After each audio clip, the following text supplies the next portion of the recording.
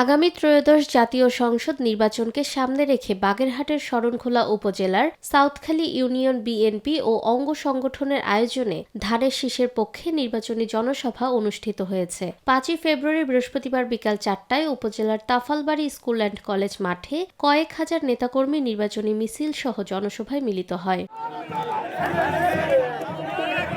Southkhali union বিএনপির সভাপতি শহীদুল আলম লিটনের সভাপতিত্বে অনুষ্ঠিত সভায় প্রধান অতিথি হিসেবে উপস্থিত ছিলেন বাগেরহাট 4 আসনের বিএনপির মনোনীত ধানের শীষের প্রার্থী সোমনাথ দে।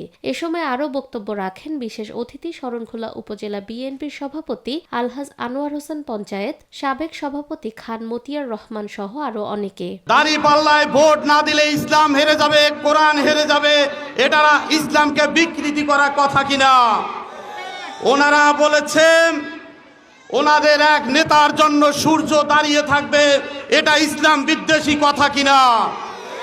বন্ধুরা আমার, ওনারা আরো বলেছেন জামাত ইসলামের কুরবানি নাকি ইব্রাহিম আলাইহিস সালামের কুরবানি থেকে উত্তম।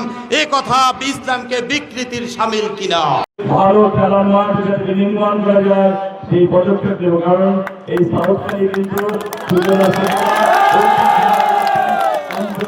এই অঞ্চলের নাগরিক সুবিধা, প্রথম শ্রেণীর নাগরিক সুবিধার জন্য যা যা কিছু দরকার সকল সুযোগ সুবিধার ব্যবস্থা আমি করব।